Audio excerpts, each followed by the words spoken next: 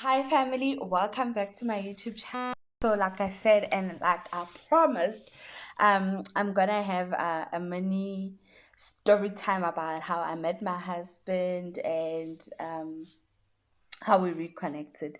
I think you need a drink, you need water. I also need water. I need something to just so let me go get water while you go make tea or do something that will make you comfortable. Take off your bra, like get into your PJs, whatever it is that you need to do. Go do it right now. Like Buona, I'm really excited about this story. Okay, and yeah, let me just go get water. Okay, hold on. I'm just going to get water, and I'll be right back. So I am back. The water is ready.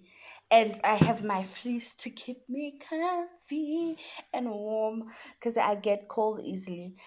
Um, so yeah, here's a story time about how I met my husband and yeah, basically the gist of everything and how things happened. Okay, so here's the 411. Mm, mm, mm, mm. Okay, it's actually not that juicy, but I need to be dramatic because I can, because I have nothing else to do. So, I met my husband probably like 10, 11 years ago. I think, yeah, 10, 11 years ago. I was still very young. And just a disclaimer, I need to put it out there. My husband is 6 years older than me. So you can imagine the age gap when we met. So this is how we met. We met at a church conference. So my I stayed close to my husband's pastor. So and I was very close with one of the pastor's kids and his best friends with like the older sibling. And then so my friend invited me to like a church conference and I was like, why not? Youth conference. My parents obviously said yes, so I went to the youth conference. It was in Pumalanga. So like when we're in the taxi on our way there, like we had two Tiyanis in the taxi. So my husband, for the people that know him, they know he's very tall. So we used to call him Giraffe.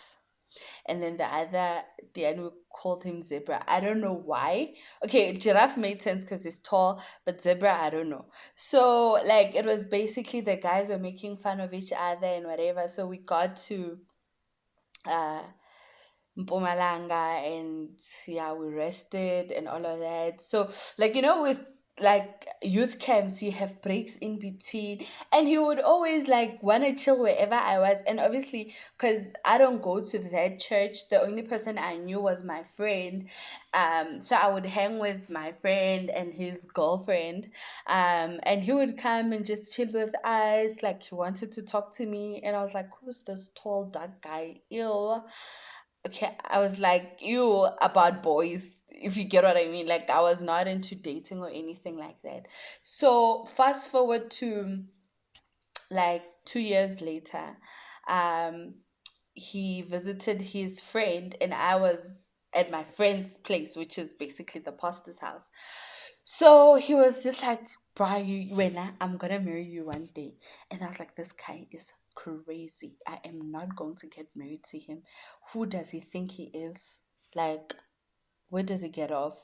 So I'm just like, "There's no way I'm gonna get married to you. Hell's no." But here we are. And he was like, "You'll see, we're gonna get married."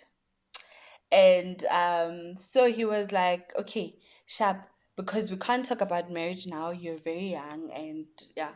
So I want us to be friends. So we were friends. We like became close friends. Like he was my older brother type of vibe.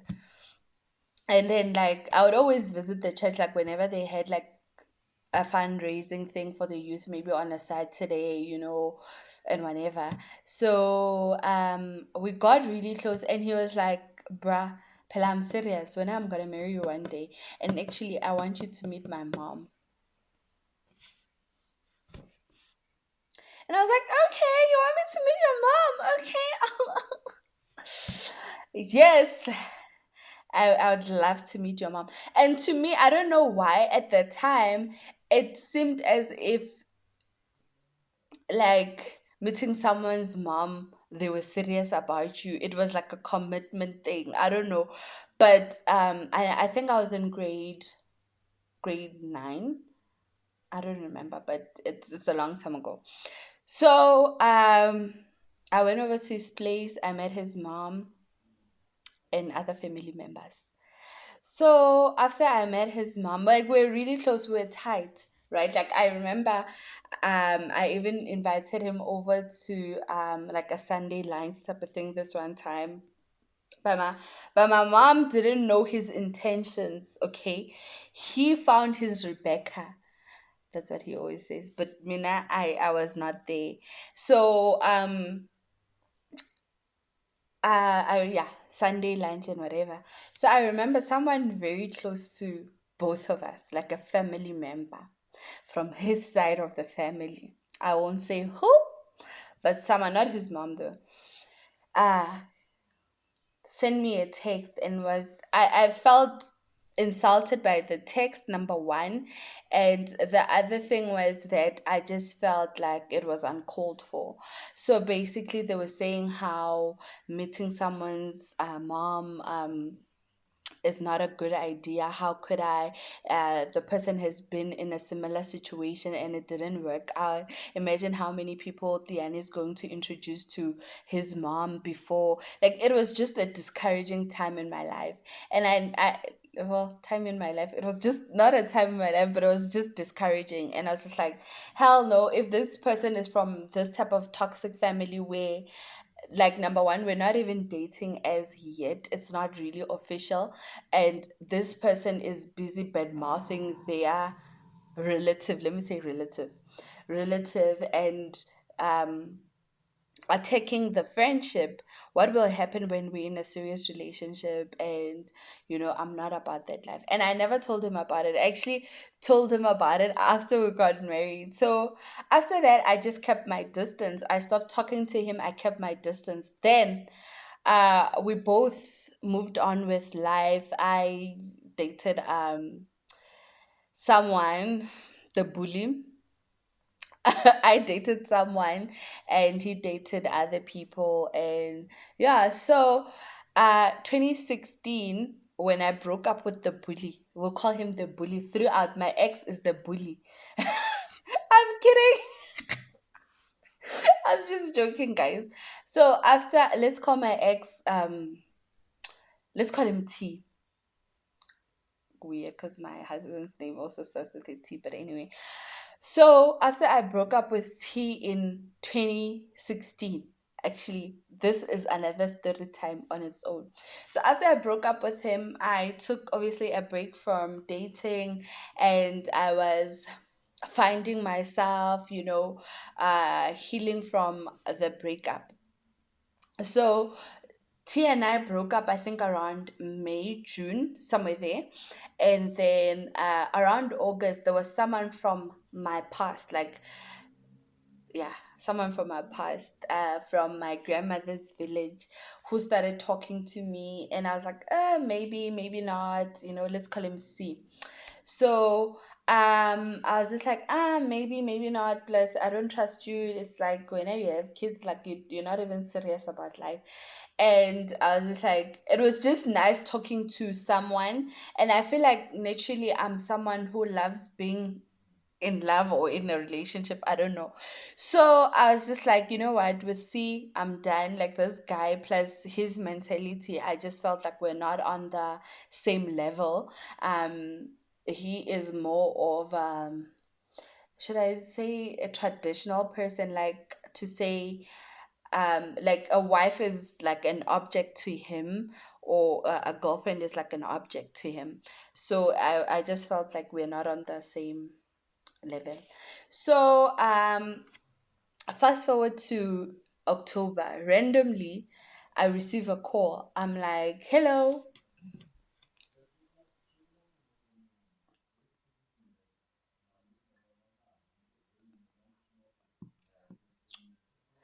um I was like, hello. hi. And then we started talking, and he's like, do you know who it is? I'm like, I don't know. Because normally, generally, I'm nice. Like, even if I don't know who you are, I'll say, hi, how are you? I'm good. And then small talk, try to gauge who it is because I might pick it up, I might not. So he was like, oh, it's Tiyani. I was like, Tiyani? Which Tiyani? Because Tiyani is like a common name, so to say, because I have family members with the name, and all of that. So he was like, Tiani as in giraffe. I'm like, oh wow, how are you? And he was like, yeah, I know you're in a relationship. So my friend, the one I said I was really close to, like the pastor's kid, told Tiani to know Nhlalala is in a serious relationship. In fact, she's even living with the guy. So I'm gonna give you her number, but make sure you're respectful. And just a disclaimer, I've never lived with, like, cohabitated with someone other than my husband, like when we got married. So uh my friend obviously was saying that just to protect me and to make sure with Mugai knows with their boundaries, I'm in a relationship, because I never told my friend that T and I broke up. So Tiyani was like, "Yeah, I'm sorry. I hope I don't get you into trouble with your man." I'm like, "What man? I'm single, boo. Like, let's continue talking. Plus, I'm bored. It was around fees must fall, so we're not even going to classes. Like, life was boring. So we started talking, and then it turned into every day, like in the morning we talk to each other, we'd video call, we'd pray together, like sometimes, not all the time. We'd pray together, would like it was just fun. Like when he's at work, sometimes he'd call me, like it was just fun. And then eventually he asked me out again. And then he was like, I honestly want to give us a try, like, because he was also fresh out of a relationship. I was fresh out of a relationship, and I felt like in the beginning we're not really looking for a relationship. It was just rekindling like an old friendship. And I don't know how, like, it just progressed so quickly, and then we started dating. um yeah, so we started dating, or rather courting, I don't know what you want to call it. So he would sometimes visit like Pretoria, but it happened towards the end of the year, obviously, and exam time, so we didn't really see each other. We only spent time together when we're both home that December. And that's when I met his mom. Joe, hey, I should actually record, like, after this video, record the story about how I met his mom and what his mom did to me. Okay, so that's what happened. That's how we reconnected, rekindled our love, and yeah. Um, fast forward to a year or two later, he proposed or something. I don't remember when. I don't remember like how it happened, but anyway, last year we got married. That's all that matters. Okay. And the other thing is, I kept my relationship with my man very private. Like, not private as in I was hiding it. My friends knew about it, my mom knew about it. Private in the sense that with my previous relationship, almost all my family members knew about it and all of that. I just kept it private. Like, but I'll still like put him up on my WhatsApp status. If you knew, you knew. If you didn't know, you didn't know. And it was just whatever, because I wasn't going to kill myself because of that.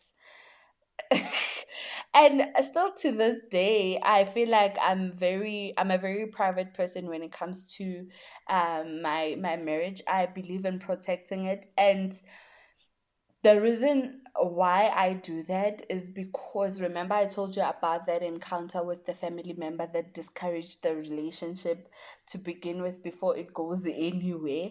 Um, like, that family member taught me something about life and relationships. Like, you need to guard it. Like, you know, just like the Bible says, guard your heart, guard your relationship as well, because there are people out there that do not want you guys to be together. And sometimes it can also be your loved ones. And I'm not saying that that person was saying it because they don't want to see us together. They were maybe just advising out of the goodness of their heart. I just took it in a different way. But yeah, it is what it is. Yeah, so that's how we met and rekindled our love. Funny thing though, and funny fact is that both my husband and T, my ex, I met both of them at church. So you can just see with Tibona, I'm a church girl. But yeah, that's what happened. You know, I'm so grateful for my husband. Like I said, I will do like a video where I talk about my test and my reward, because to be honest, what I had back then and what I have now, it's like I was in, like, you know, when you are living maybe in a back room, but you feel content and you feel like that is life, and then you buy your own house, like even if it's a one bedroom house, but now you're like, oh my gosh, Kanti, this is life where I don't have to report to anyone, like Master Nuguti, I'll have guests and stuff, like that type of thing. Because I feel like in my previous relationship, I was controlled, you know, and I was bullied to a certain extent. And I think it was just toxic. Both of us were bad for the relationship, if it makes sense. I'm not saying that the only bad person was my ex, but yeah, we're just toxic. We're not good for each other, I think, but we wanted it to work. Anyway, friends, family, um I'll just stop here. With that being said, may love, peace, and grace be unto you. Bye.